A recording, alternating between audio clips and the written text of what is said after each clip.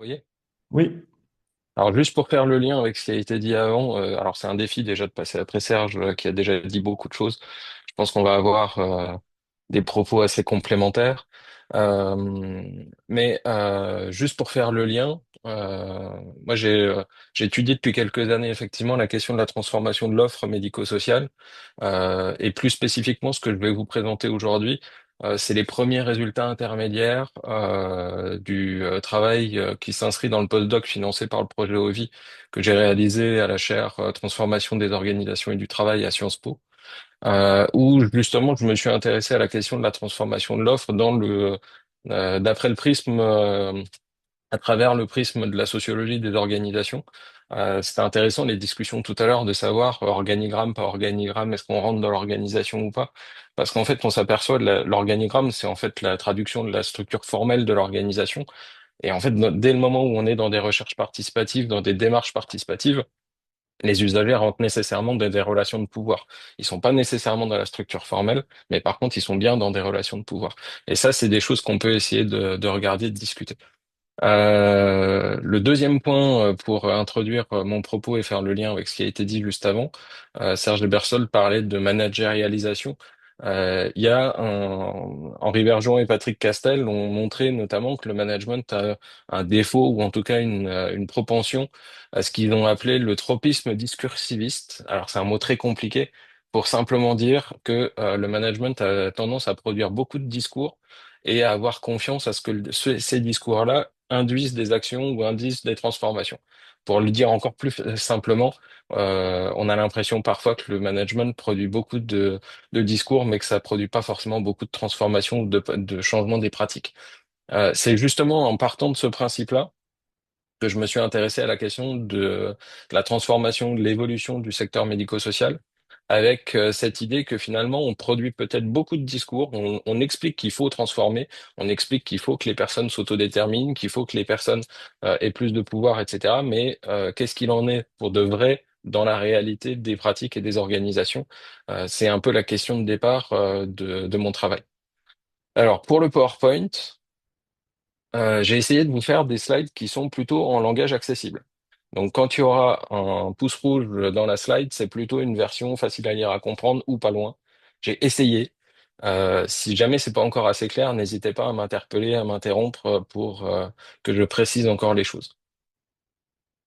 Alors, en introduction, pour expliquer rapidement, quand on parle de transformation de l'offre médico-sociale, on parle en fait d'une politique publique qui est une politique d'organisation.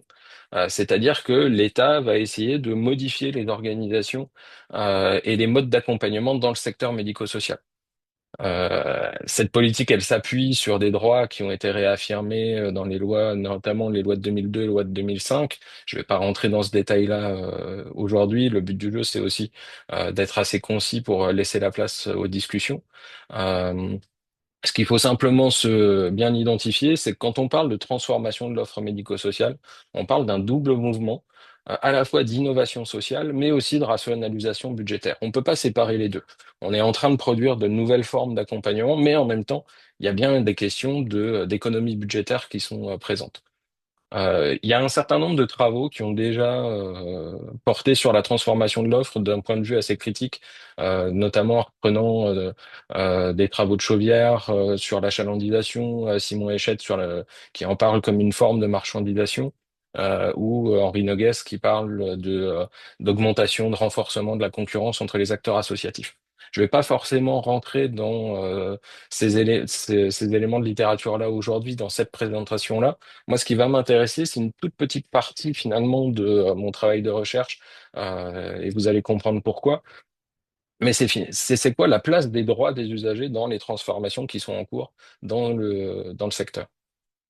Alors, en version facile à comprendre, pour résumer, la transformation de l'offre, c'est de modifier les établissements médico-sociaux. On crée des services pour accompagner les gens un peu plus à domicile. On invente de nouveaux accompagnements. Mais les transformations, c'est aussi une façon d'économiser de l'argent pour l'État. Plusieurs auteurs critiquent la transformation de l'offre, et nous, la question qu'on va se poser, c'est finalement quelle est la place des droits des usagers dans ces transformations. Pour passer rapidement sur la méthodologie, le terrain de recherche, c'est deux départements dans lesquels on a interrogé à la fois des associations, des administrations, agences régionales de santé et conseils départemental, et des représentants d'usagers, au sein notamment des conseils départementaux de la citoyenneté et de l'autonomie. C'est des organes, des instances qui représentent les personnes et les usagers du secteur. C'est une recherche qualitative compréhensible. En termes de méthodo, je me situe plutôt dans ce que Jacques Girard appelait l'opportunisme méthodique, c'est-à-dire au fur et à mesure du terrain, comment on va adapter la méthode pour recueillir le maximum et exploiter le maximum de matériaux. Donc, on a commencé avec quelques entretiens et rapidement, je me suis aperçu que les entretiens n'étaient pas forcément la forme la plus intéressante pour mettre au travail la question du sens de la transformation de l'offre et on est passé sur des modalités de focus group avec à la fois des ARS, des conseils départementaux, etc. Et puis il y a tout un travail d'études documentaires, évidemment, sur ce qui est produit par les différentes organisations. Tout ce travail-là a fait l'objet d'un codage axial, itératif et avec une modélisation intégrée. Donc, on a construit les catégories et on les a mises en relation au fur et à mesure. En version simple, c'est une recherche pour comprendre avec plein de méthodes différentes pour recueillir les données.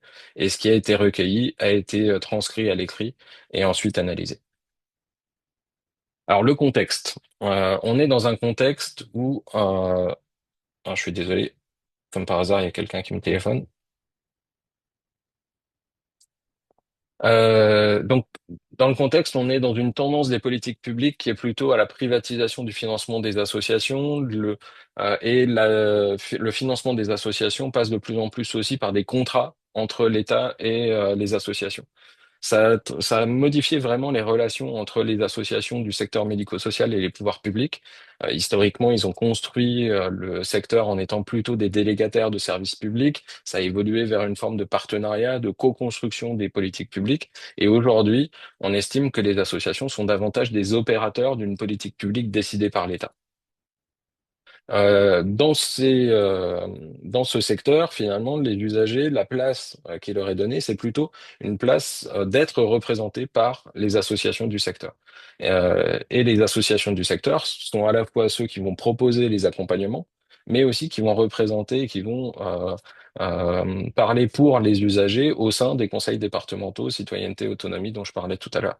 On va retrouver à l'intérieur de ces conseils aussi des syndicats et le conseil est en général présidé par le département ou un membre du conseil départemental. Dans un des deux départements que j'ai étudiés, la présidence a été déléguée à un ancien directeur général d'association. Donc, le financement des associations est plutôt en baisse. L'État contrôle l'argent qui est distribué. Avant, les associations construisaient la politique avec l'État. Aujourd'hui, on estime que c'est plutôt le fait qu'elles appliquent la politique de l'État. Les associations parlent pour les usagers qu'elles accompagnent et le CDCA dont je parlais tout à l'heure représente les usagers. Il est composé de ces mêmes associations. Les résultats, pour rentrer dans ce qui ressort du projet et ce qui va nous intéresser ici à discuter, euh, les acteurs parlent beaucoup des transformations qu'ils vivent. Ça, il n'y a pas de souci là-dessus. Ils vont transformer leurs établissements en plateforme, en dispositif. Serge Bersold en a parlé un petit peu tout à l'heure. Il y a l'émergence de nouveaux métiers avec des coordinateurs de parcours, avec des facilitateurs, avec des personnes qui vont intervenir à différents niveaux et avec des postures professionnelles qui vont être différentes.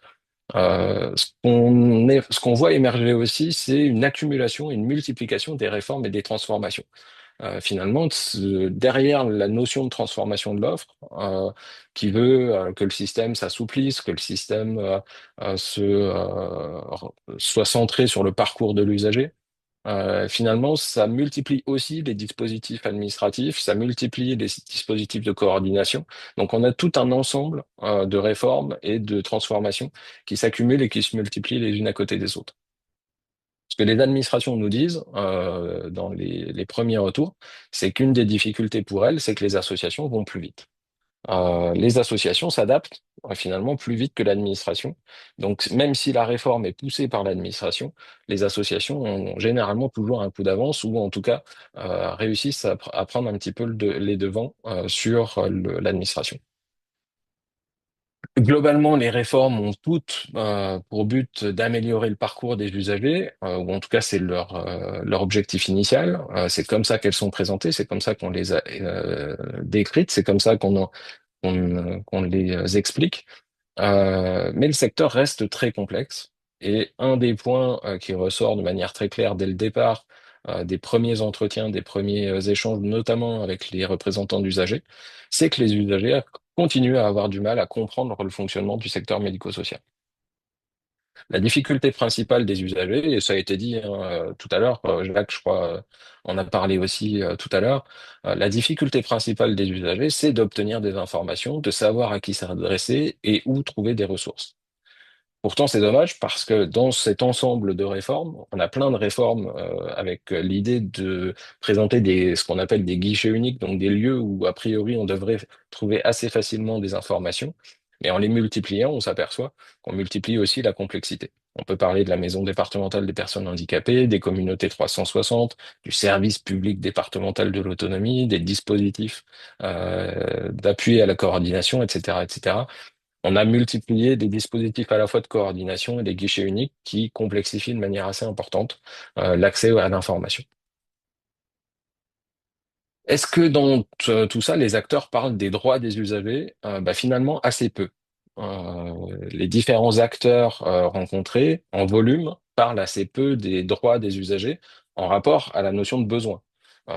Ça va complètement dans le sens de ce que Serge Bersol disait tout à l'heure. On parle beaucoup des besoins des personnes, beaucoup moins de leurs droits. Et quand on en parle, on va voir tout à l'heure qu'on parle d'une forme de droit. Le terme qui est par contre beaucoup mis en avant, là toujours de manière en termes de volume, et par tous les usagers et par tous les acteurs, que ce soit dans l'administration, dans les associations, c'est la notion d'autodétermination. Ça, tous les acteurs se sont saisis de la notion en expliquant que les personnes doivent pouvoir faire leur choix, doivent pouvoir agir sur leur vie, avoir le contrôle de leur vie, etc., etc. Mais finalement, comme je disais, donc assez peu parlent de droits. Et quand ils parlent des droits, on va avoir des exemples où un dirigeant d'association nous disait les usagers ont droit à un accompagnement adapté. Pour une personne de l'administration, ils ont acquis des droits, nous sommes là pour leur garantir. Et une des personnes du CDCA nous disait notre mission, c'est de défendre les droits des personnes vulnérables. Pour résumer, les gens interrogés parlent moins des droits que des besoins. Tout le monde parle beaucoup de l'autodétermination. Ils discutent de comment transformer les établissements pour développer l'autodétermination. Mais finalement, le secteur médico-social reste complexe et il y a beaucoup de choses à connaître. En fait, derrière cette notion de droit qui est évoquée par les différents acteurs, on retrouve cette différence qui a été évoquée tout à l'heure entre droit créance et droit liberté. Finalement, les droits créances, qui sont ce que l'individu a le droit d'exiger de la part de l'État, pour rappeler la définition qu'en donne Pelou, par exemple. Les textes internationaux, eux, comme ça a été dit tout à l'heure, ils affirment à la fois des droits à créance et des droits à liberté, mais ils ne donnent pas forcément de cadre à comment ces droits à créance peuvent être mis rendus effectifs. Et c'est une des difficultés. Les acteurs de la transformation de l'offre qu'on a rencontrés, eux, parlent essentiellement des droits créances, des droits sociaux acquis par les personnes handicapées, donc les droits qu'ils ont ouverts, les droits qu'ils ont ouverts à la MDPH, les droits qu'ils ont ouverts à l'accompagnement, etc. Euh, donc, ils parlent de l'engagement que l'État ou la société ont vers ses usagers. Et les acteurs qui y sont interrogés disent défendre les droits au sens finalement de droit comme synonyme des intérêts des personnes handicapées. Et ça, c'est un terme qui va revenir et qui vont eux-mêmes poser comme synonyme. Les associations représentant les personnes handicapées sont là pour défendre leurs intérêts, aux droits sociaux, l'accès aux droits créances qu'ils ont pu ouvrir. Alors, il faut bien noter que les droits créances, les droits libertés ne s'opposent pas nécessairement, même si dans la littérature, on voit souvent une opposition qui est marquée. Ça s'oppose pas nécessairement. Par contre, ce qu'on peut identifier, c'est que les mécanismes d'accès aux droits créances peuvent venir en contradiction des droits libertés. Par exemple, acquérir des droits à la MDPH pour un accompagnement ou des choses de ce type-là, ça peut vouloir dire limiter les possibilités des personnes en termes d'évolution pour la suite. Vous pouvez, et c'est ce que les acteurs interrogés expliquent bien, les effets filières du secteur médico-social existent encore de manière très importante, même si on veut transformer le secteur. C'est pas parce qu'on dit qu'on transforme le secteur qu'il se transforme effectivement. Pour revenir sur ce que je disais tout à l'heure sur les discours et leur portée. Donc les effets filières existent de manière encore très importante et bah, quand on défend l'accès aux droits des personnes en termes de avoir accès à un accompagnement, la difficulté c'est qu'on peut aussi limiter la liberté de ces personnes-là pour la suite en termes d'évolution et de choix possibles. La transformation de l'offre médico-sociale, elle est mise en œuvre par des administrations et les associations. Finalement, les usagers ont assez peu leur mot à dire directement dans cette politique publique. Les associations parlent en leur nom, elles défendent leurs intérêts, comme je disais tout à l'heure. Euh, L'usager, il n'est pas directement un acteur dans la transformation. Il est une ressource dans les relations de pouvoir entre les acteurs. C'est-à-dire que finalement, dès le moment où les associations représentent la personne, ce qui va être important, c'est de pouvoir représenter cette personne-là dans les relations qu'on a avec les autres acteurs. Autrement dit, on a une relation entre des financeurs, des associations qui produisent les accompagnements. C'est les mêmes associations qui vont être représentées au CDCA avec l'idée de défendre les droits des personnes. Tout l'intérêt pour les associations, c'est de défendre un maximum leur propre vision du secteur médico-social et des évolutions qu'il doit subir, et donc de défendre aussi leurs propres intérêts. Donc, très clairement aujourd'hui, la dimension participative des personnes, des usagers du secteur est quand même très réduite, et le CDCA n'est pas directement un lieu de participation très clair ou très exprimé. Tout le monde dit dans le secteur que les usagers doivent s'autodéterminer, mais finalement, les associations et les administrations déterminent largement les alternatives qui se posent dans le parcours des personnes, même dans le cadre de la transformation.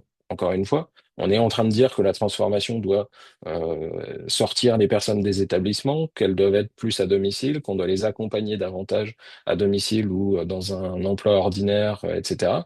Mais finalement, toutes ces possibilités de parcours sont quand même toujours cadrées par les opérateurs de la politique publique, par les associations qui vont proposer un certain nombre d'alternatives. Même si les attentes, volontés, souhaits des usagers sont de plus en plus prises en compte, on voit bien que ça reste limité par ces différents parcours, entre guillemets, précadrés par les différents opérateurs. Pour le dire plus simplement, les usagers participent assez peu à la transformation du secteur médico-social. Ils sont représentés par les associations. Ils ont toujours des difficultés à accéder aux informations nécessaires. Tout le monde dit que les usagers doivent s'autodéterminer. On leur donne des choix, mais les choix sont forcément limités parce que les associations et les administrations prévoient pour elles dans leur parcours. Elles prévoient des choses pour leur bien, pour leur intérêt, euh, mais l'accès à des prestations peut limiter certaines libertés, comme je disais tout à l'heure. En conclusion, l'approche par les droits existe bien dans le secteur médico-social, mais elle renvoie avant tout à des droits de créance, à des droits sociaux qui ont été acquis. Et on voit bien qu'en fait, derrière la notion d'approche par les droits pour les acteurs qui sont ici interrogés, on est dans une approche par les prestations et pourquoi pas faire le lien et lancer la discussion ensuite, une approche par les droits qui ne met pas en danger une culture du besoin dans le secteur médico-social finalement, une culture de l'expertise des professionnels qui viennent expliquer ce qu'est le parcours nécessaire ou identifier, pré-cadrer des personnes concernées. La transformation de l'offre médico-sociale ouvre quelques perspectives en mettant en avant l'autodétermination des personnes. Il y a de l'innovation, il y a des transformations effectives dans les modalités d'accompagnement, dans les nouveaux métiers, encore une fois, qui peuvent se mettre en place avec de nouvelles postures professionnelles, plus axées sur l'écoute des attentes, l'écoute des souhaits des personnes. Mais d'un point de vue organisationnel, même si ces nouveaux métiers apportent des nouvelles postures, on voit bien que dans les organisations, le poids de ces métiers-là peut être assez limité par rapport au reste de l'organisation et le changement de culture est encore relativement loin. Euh, le changement de culture pour sortir d'une culture du besoin et aller vers une culture qui serait davantage centrée sur la parole de la personne, le souhait de la personne, les attentes de la personne, est encore largement mis en défaut par un secteur complet organisé autour d'une vision de la personne et de ses incapacités et puis des orientations qu'on peut lui proposer.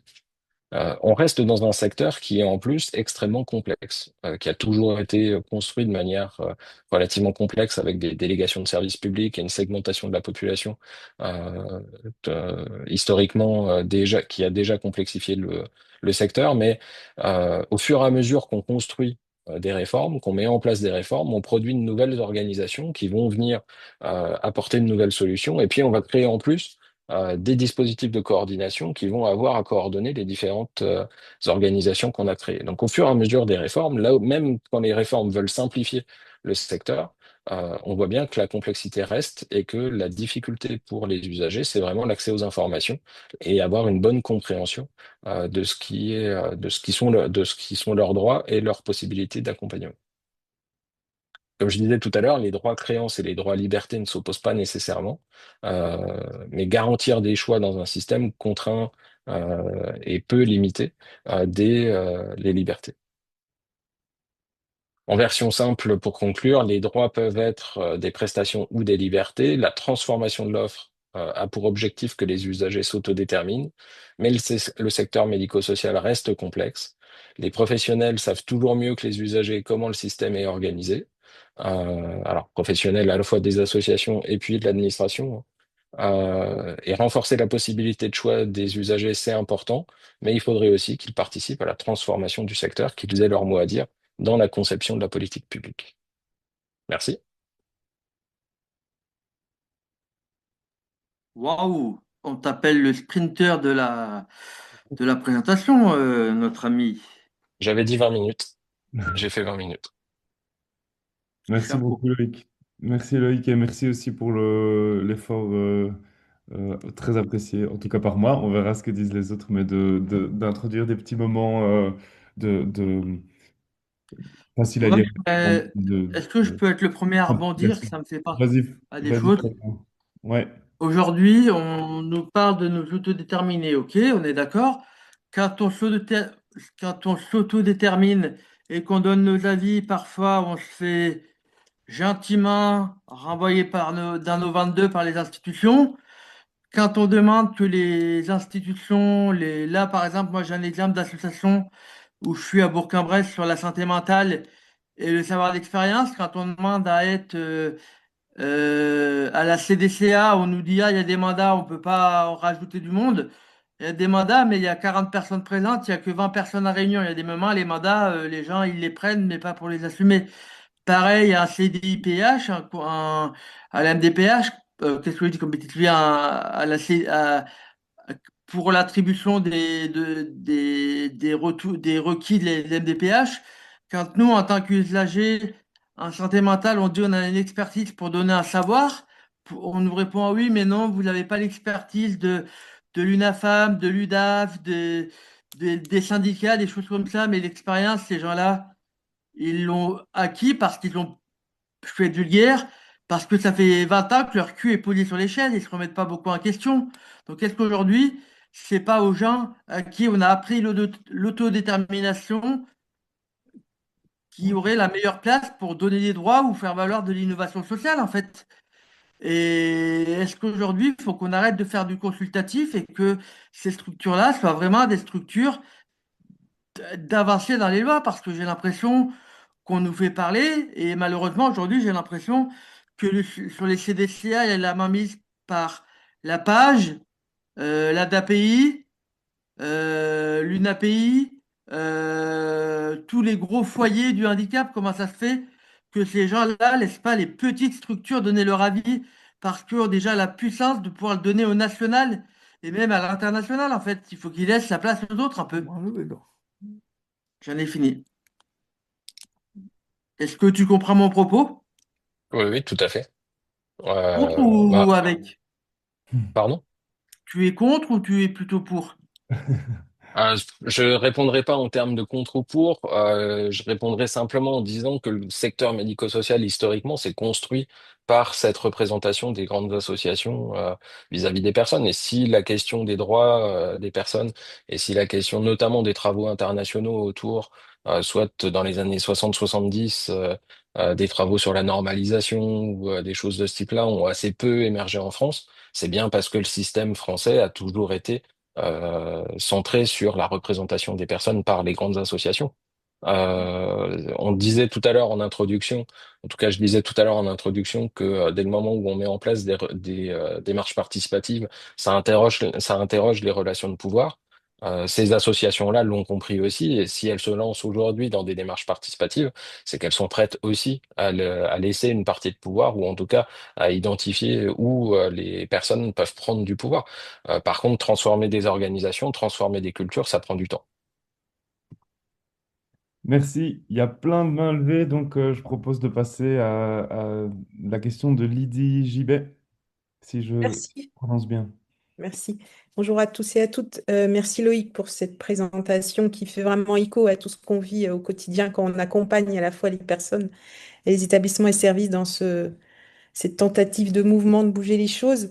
J'avais envie de peut-être de compléter juste ton avant-dernière diapo, enfin celle qui est juste avant la conclusion, où tu dis que euh, où tu parles de la participation des personnes, leurs difficultés, donc à prendre part à ça. Et je voulais dire dans ce sens-là que certes c'est vrai, mais même quand on met en place euh, des modalités, par exemple, de recherche participative qui produisent des résultats avec une parole agissante des personnes elles-mêmes sur ce qu'elles souhaitent pour la transformation de l'offre médico-sociale, c'est ce que nous, on a fait pendant plus d'un an et demi avec un groupe de 17 personnes. Eh bien ça, on n'arrive pas à faire que cette parole-là atteigne les décideurs de l'organisation de l'offre. Donc là, pour nous, c'était l'Agence régionale de santé. C'est-à-dire, oui, oui, ils l'entendent, c'est très bien, mais ça ne change rien, en fait. Donc, et j'ai cet exemple-là. J'ai aussi l'exemple où on anime le comité des personnes directement concernées par le handicap, qui est une instance que l'Agence régionale de santé Île-de-France a souhaité mettre en place. On va voir ce que ça peut donner. Donc, il y a aussi, même quand on arrive avec les personnes, quand les personnes arrivent à construire une parole collective, est-ce qu'on arrive à ce que cette parole collective, elle soit entendue quelque part et elle soit prise en compte dans ce cadre-là? Alors, pour faire une réponse très rapide, j'ai été confronté à la même chose dans des projets de recherche participative sur la gouvernance participative ou des choses de ce type-là où on arrive à créer une dynamique participative à un certain niveau et où on a du mal à le faire passer à d'autres niveaux. Euh, et on le voit bien dans les associations aujourd'hui où on a par exemple des démarches participatives pour rédiger ou produire des projets associatifs et puis où finalement ça ne fait pas forcément de participation supplémentaire aux autres niveaux de l'organisation. Pour moi, la socio des orgas et notamment le concept d'ordre local de Crozier-Friedberg explique beaucoup, c'est-à-dire que quand on crée une démarche participative, on crée un ordre local spatialement et temporellement situé où cette participation-là va être autorisée, va être permise. On va modifier les rapports de pouvoir entre les acteurs dans cette sphère-là, mais pour autant, ça modifie pas le reste. Et on voit bien que c'est bien de travailler les liens entre les rapports de pouvoir dans les différents niveaux de l'organisation qui va permettre de diffuser ça. Typiquement, on peut créer une démarche participative au niveau d'un département, comme on le fait actuellement avec le département des Vosges pour une co-construction du schéma départemental. Ça peut très bien rester à l'intérieur des réunions et que le schéma départemental soit écrit par une seule personne derrière sans que ça change quoi que ce soit. On voit bien que la modification des rapports de pouvoir, elle est vraiment au cœur des démarches participatives et de leur diffusion. Merci. Paul? Oui, mais merci beaucoup Loïc pour cette présentation. C'était vraiment très, très clair et efficace, je trouve, cette manière de présenter les choses. Moi, j'avais plutôt une question, enfin une observation, une question sur les catégories que tu as mobilisées dans ta présentation. D'abord, sur quand tu dis que liberté, droit, créance ne s'opposent pas On pourrait même ajouter que, en fait, dans des secteurs qui impliquent des personnes vulnérables, elles sont même parfois enfin, enfin, l'une conditionne l'autre.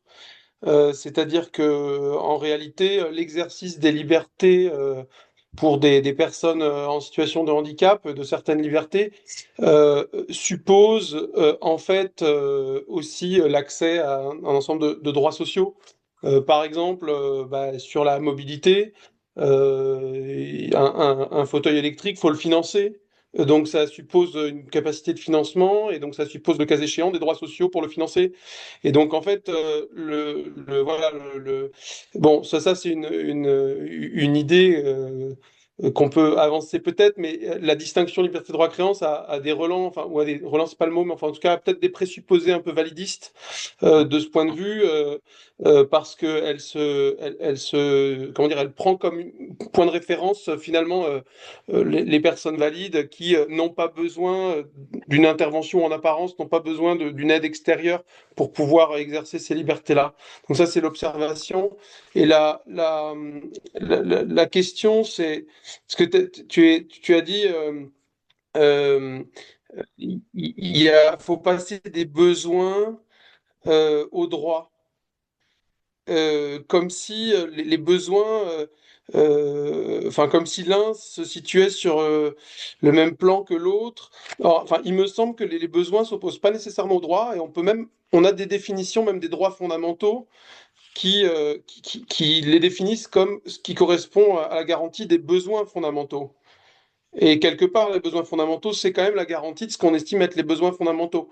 Mais en fait, ce que je comprends dans ce que tu dis, c'est que on passe d'un modèle où on permet l'accès à des prestations, et d'ailleurs, tu as glissé sur la fin de ta présentation plutôt sur la notion de prestation que sur la notion de besoin, euh, à un modèle où on estime que parmi les droits, il y a aussi des droits qui se rattachent à la liberté de choix, à l'autonomie de vie, à l'autodétermination, enfin, qui se rattachent à cet univers-là. Et voilà. Donc, est-ce que finalement, tu parles pas de différents registres de droits qui ne sont plus tant la question liberté, droit, créance, que effectivement, ce que tu dis, droit d'accès à des prestations versus droit qui porte sur des processus d'accès à ces prestations, le fait qu'on vous associe, le fait que vous participiez, le fait que vous consentiez, etc. Et qui en fait relève plutôt effectivement du registre de l'autodétermination, effectivement. Donc finalement, est-ce que c'est pas plutôt que voilà, il y a aussi la question du droit à l'autodétermination qui doit être pris en compte en même temps que la question de l'accès aux prestations qui relève aussi de droit. Ouais, merci pour la question. On est en phase sur la première partie, hein, sans souci, sur l'opposition droit-créance, droit-liberté. Et l'exemple du fauteuil est bon, justement, puisque moi, mon propos, c'était plutôt de dire que les modalités d'accès à des droits-créances peuvent limiter les libertés. Dans le cadre du fauteuil, on voit bien que les réformes passées sur l'idée de dire on va rembourser les fauteuils à 100%, mais finalement on va limiter les types de fauteuils qui vont pouvoir être remboursés. Ça peut être une limitation de la liberté des personnes. Donc c'était vraiment dans ce sens-là que je l'entendais. Sur la deuxième question, mon propos c'est surtout de dire qu'on est dans une culture du besoin. Alors ça aurait mérité plus d'explications, hein. C'est le travail que j'avais commencé dans ma thèse. Culture du besoin au sens où, par exemple, Ivan Illich expliquait qu'on était passé d'une logique de d'avoir besoin d'eux à avoir un besoin, et que ce passage-là traduisait finalement la domination des professions. Derrière la notion de besoin, pour moi, il y a systématiquement la notion de l'expertise des professionnels qui viennent poser un savoir, et que c'est ce savoir-là qui va dominer la situation. On est d'accord que quand on parle d'autodétermination des personnes, finalement, on remet en cause ces relations de pouvoir entre professionnels et usagers, et on vient dire que l'expérience et l'expertise des usagers a aussi un poids à avoir dans la situation. Euh, j'aime bien quand même distinguer la notion de besoin de la notion de droit, dans le sens où le besoin, tout le monde en parle sans savoir exactement de quoi on parle derrière. Si on repose le besoin comme étant vraiment une traduction de l'expertise des professionnels, ou quelque chose qui se pose, qui est un savoir sur les personnes, la question des droits vient réinterroger finalement le savoir des personnes sur elles-mêmes et sur le système dans lequel elles s'intègrent.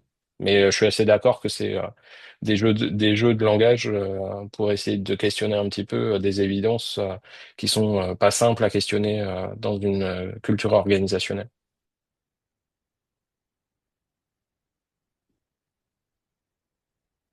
Excusez-moi, est-ce que vous m'entendez? Très Allô? bien. Allô? Excusez-moi, est-ce que vous m'entendez? Oui. Je Oui, voulais, on vous entend. j'ai fait une petite remarque concernant l'intervention de Monsieur Chaléard et c'est moi qui vous ai répondu sur le chat. Ah, d'accord. Euh, Rapidement, voilà, je vais me présenter. En fait, j'ai été en contact avec le dispositif Cap Droit en 2019, notamment, et pour ma part, je suis aidante familiale. Spécifiquement, j'ai rencontré énormément de difficultés dans le cadre du handicap psy de proches. Je voulais souligner une chose, notamment alors je ne sais pas qui est la personne qui a indiqué le travail de recherche concernant les dispositifs de mobilisation à l'autodétermination des personnes concernées, mais il me semble bien que les droits, que les dispositifs, que les fonctions, que les rôles, que les moyens sont là, mais que effectivement, on a une forme de, comment dire, une difficulté d'accès pour les personnes concernées autant que pour les personnes qui sont l'entourage familial.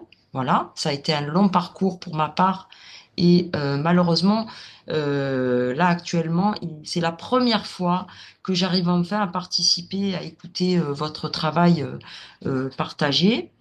Donc, j'allais dire, je vais faire une grosse analogie, en fait, c'est comme ce qu'on constate globalement à l'international. Les lois sont là, les condamnations sont là, les faits sont avérés, etc. Mais, personne se met et personne n'est là, en fait. Et bon, je pourrais un petit peu raconter l'expérience de mes proches, également la mienne. C'est ce que je vais m'atteler à faire.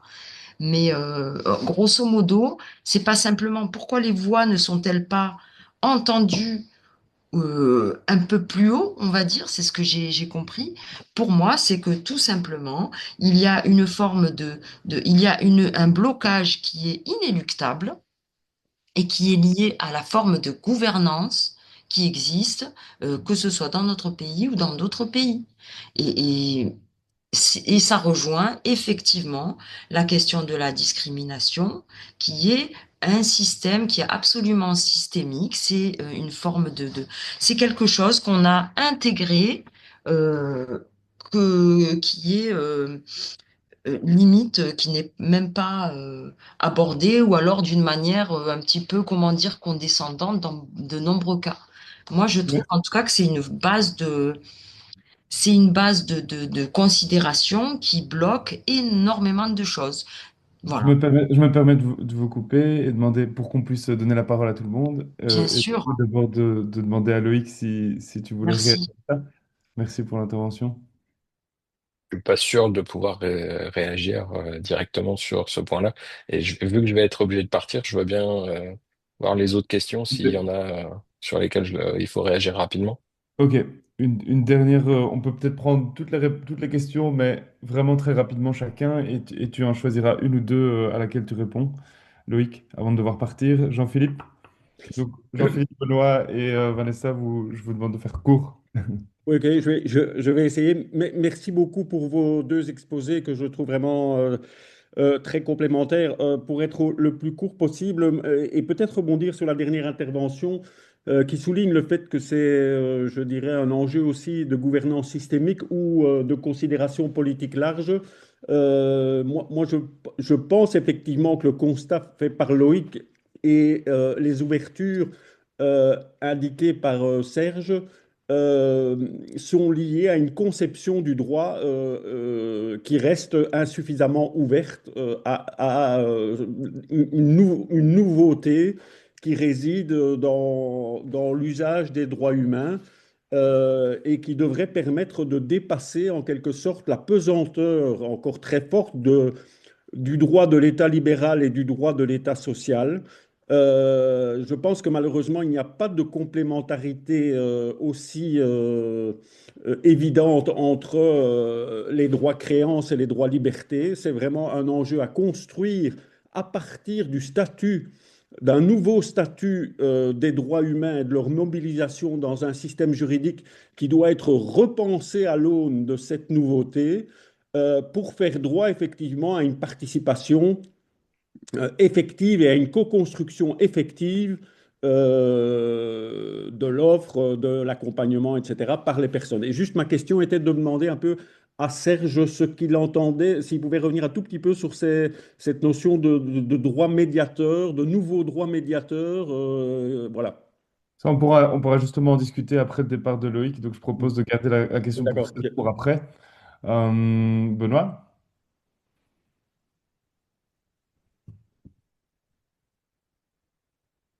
Merci. Euh, Merci aussi, Loïc.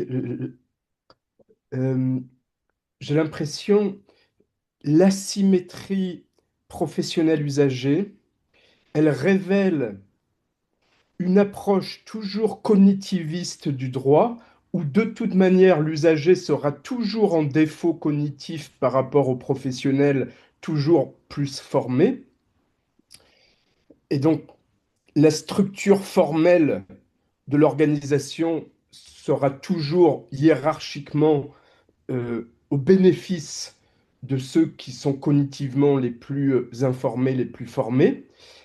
Et je fais le lien quand même avec ce par quoi Serge a commencé, l'influence cognitiviste dans le déplacement euh, de la figure du capable-incapable. Est-ce que c'est pas le coût de cette percée en bien des manières positives de cette approche cognitiviste de, euh, de durcir une approche individualiste, cognitiviste des droits qui continue inéluctablement à structurer nos organisations, quoi. Ouais, merci pour la question. Dans les sciences des organisations, la critique qui émerge beaucoup depuis quelques années, c'est une critique du rationalisme plus que du cognitivisme.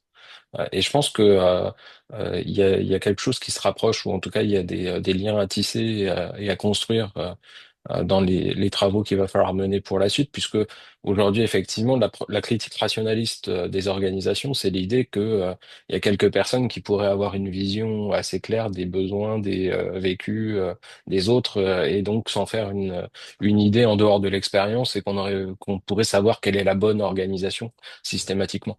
Ça renvoie au taylorisme, ça renvoie au courant des relations humaines qui domine très très largement les travaux de gestion et des organisations.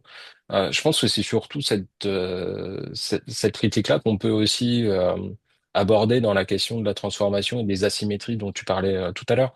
C'est-à-dire que on aurait des professionnels qui sauraient quelle organisation il faudrait, ou on aurait des administrations qui sauraient comment il faut transformer les organisations pour être plus efficaces, etc. Euh, je sais pas si c'est cognitiviste. Je l'ai jamais abordé dans cette perspective-là au niveau organisationnel, mais ça m'intéresserait assez de creuser la question et puis de pousser un peu la réflexion. Merci. Est-ce que tu as le temps pour une dernière mini-question ou tu dois y aller, Loïc? Ouais, toute dernière. Toute dernière, on vous écoute. Je, Moi, je- je voulais juste dire à Loïc que j'aimais bien, j'ai adoré ton intervention et ta proposition de ton projet. Mais il y a quelques trucs du genre quand tu parles des personnes handicapées, ça m'a grisé, ça m'a frissonné les oreilles que je n'aime pas. On dit les personnes en situation de handicap. Nous, au mouvement, on préfère en situation de handicap parce que handicapé, c'est mettre les étiquettes sur les personnes, mais les étiquettes, c'est pour les pop confitures, c'est pas pour les personnes. Merci. Alors, on est d'accord sur le fond. Je suis administrateur, je suis trésorier du RIPPH au Québec, donc la question de la situation de handicap, je la vois bien. C'est des débats qu'on a régulièrement, et puis on en a reparlé avec Pierre-Yves Baudot récemment aussi dans d'autres cadres.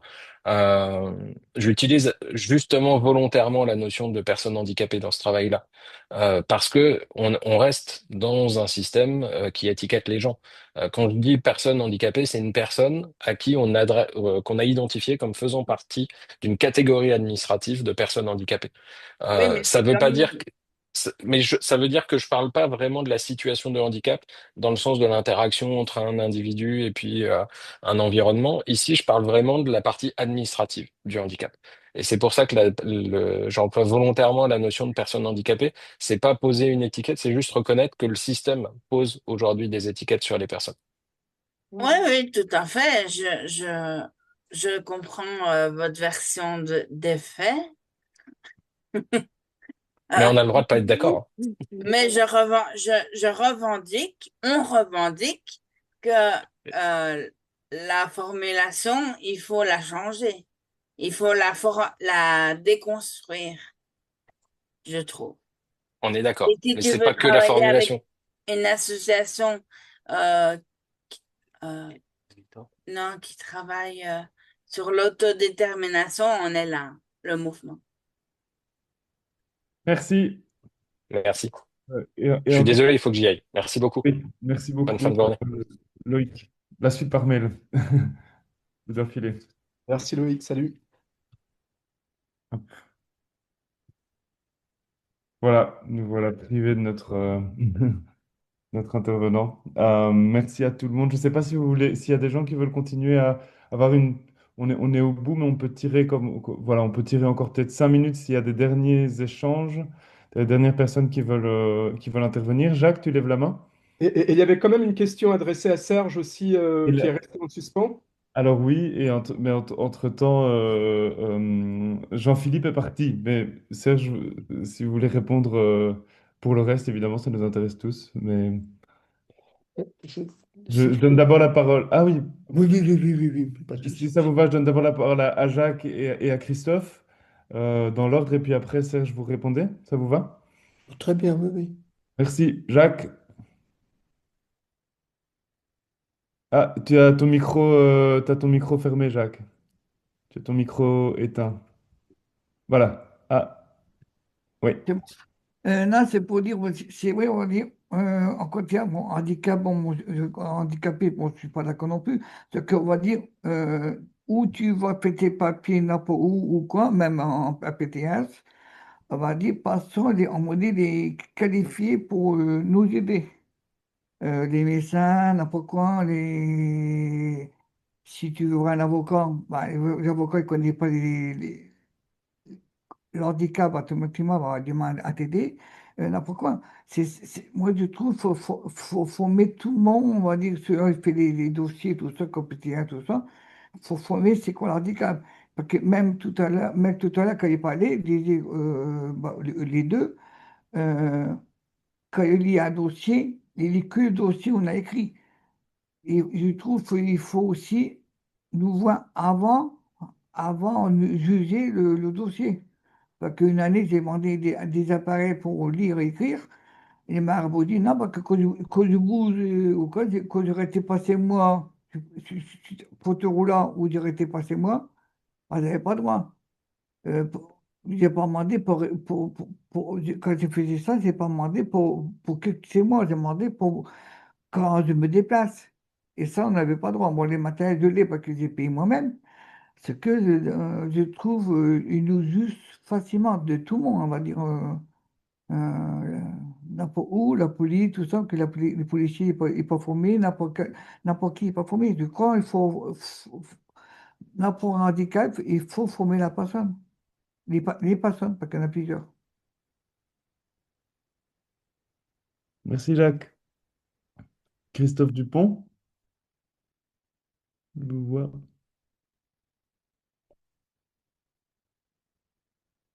Je ne sais pas si vous êtes en train d'essayer de prendre la parole, mais si oui, votre micro est coupé.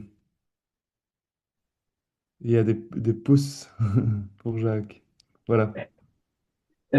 Voilà, c'est drôle parce que moi, la visio, je l'utilise moins en moins, apparemment. Vous m'entendez pas? Si là, on vous entend. Allô? Oui. Ok, ok, parce que je te vois en train de t'approcher de ton ordi là pour entendre ce que je dis. Ok, non, juste faire une analyse sur les intervenants que j'ai trouvé ça très intéressant sur leur thèse de leur travail. Euh, et euh, et c'est vrai que c'est pas bon. Après, ça c'est juste des détails. Et après, il faut vous. C'est pas. Je trouve que c'est pas trop général parce que là, je sais pas s'ils ont fait ça localement ou pas, parce que les thèses comme ça, c'est, c'est- moi je trouve que c'est à peu près national. C'est pris en partie à une minoritaire de personnes et pas la globalité nationale. Et après, je sais que bah là, j'ai entendu qu'ils viennent du Québec, donc Canada. Peut-être que le Canada, il n'y a pas le même fonctionnement que la France et que la France n'a pas le même fonctionnement que les autres pays européens. Ça, c'est certain. Et c'est un peu décevant parce que ils ont ils ont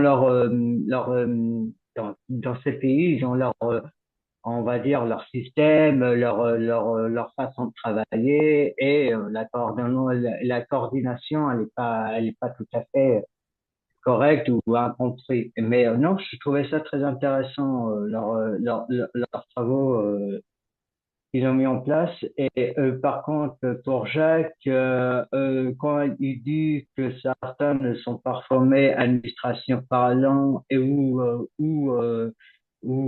mince, dans les voiries ou autres, comme la police et autres, il y a les conseils locaux de santé mentale, mais qui n'est pas très abordé partout en France. Et c'est un peu décevant, mais ça, si au moins les maires des communes pouvaient faire booster ça, ça ira un peu mieux, je crois, parce que voilà, la citoyenneté est dans la société, qui veut dire partout où il met les pieds, quoi. Et certains ne sont pas on va dire, reconnu autant que ça. Quand je dis reconnu, ça veut dire que la police ne prend pas en compte ou de l'handicapé invisible ou visible. Et voilà, ils sont pas, comme ils disent, il manque de formation sur ça.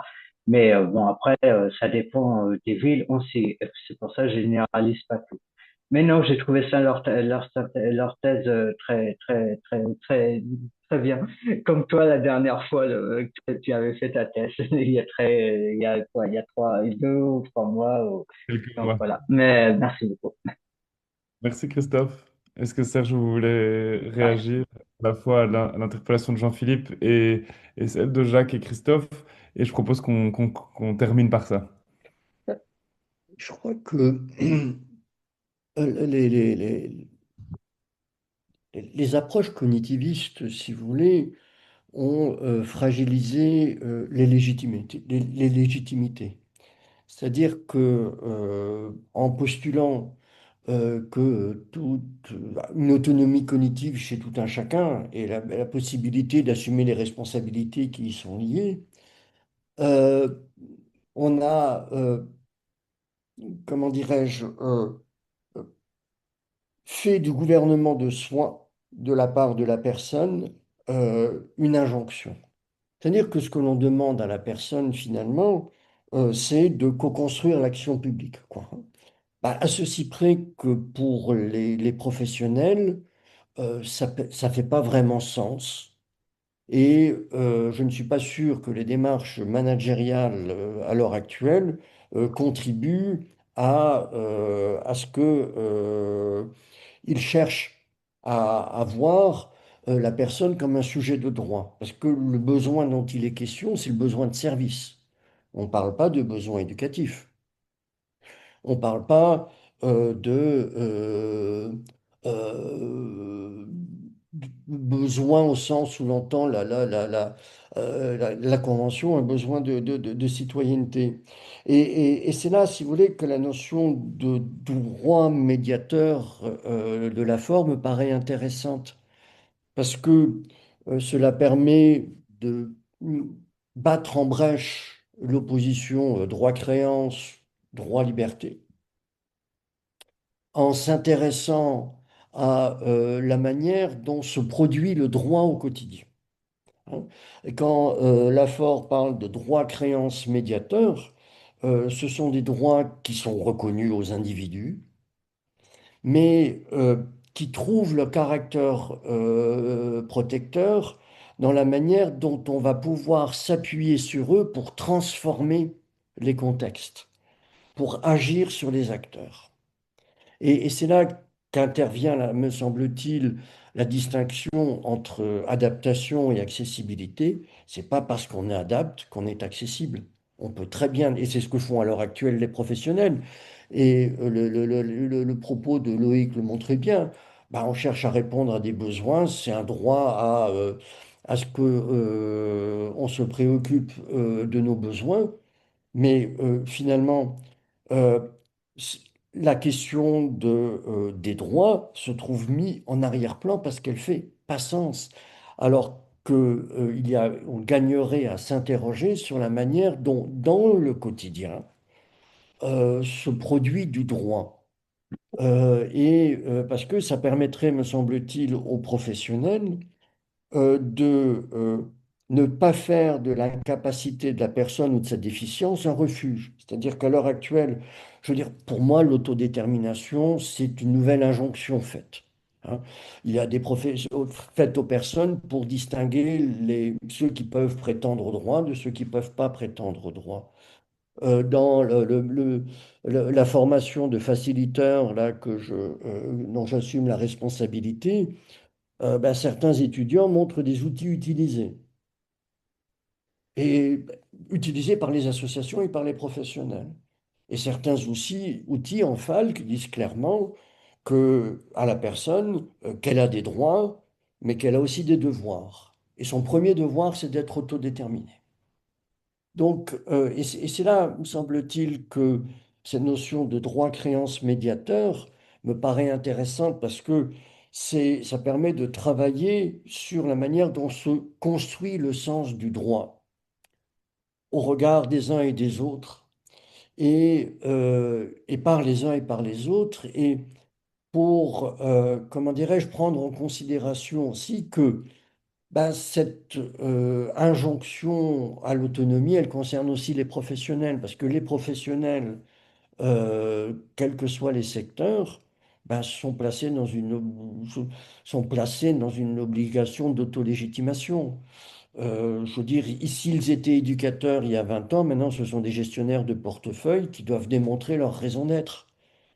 Et donc, il y a ces glissements de perspective qui font que ben, cette notion d'autodétermination, de droit, ne fait pas vraiment sens, mais en même temps, parce qu'effectivement, me semble-t-il, on s'intéresse peut-être pas vraiment à la manière dont les dynamiques d'accessibilisation des environnements peuvent produire du droit au quotidien. Alors, Merci. j'ai sans doute été trop long dans ma réponse et je vous prie de m'en excuser. J'espère avoir été un peu clair. Merci. On aurait envie de répondre, mais on va tirer peut-être un peu trop sur sur la pause de midi.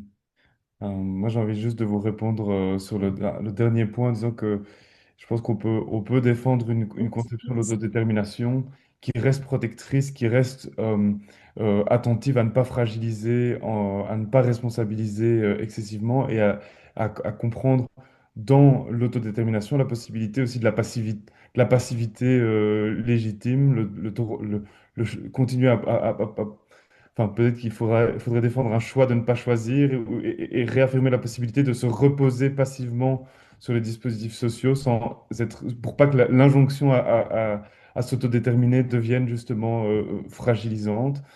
Mais voilà, c'est la...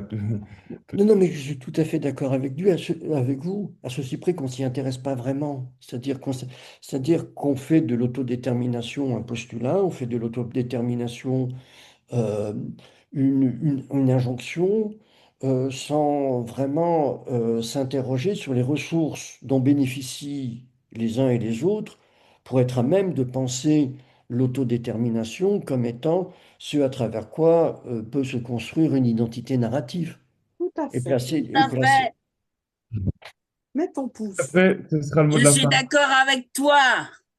Merci On beaucoup, est deux. Vanessa. Non, mais tu n'as pas mis le micro. Ouais. Tu Bah, as mis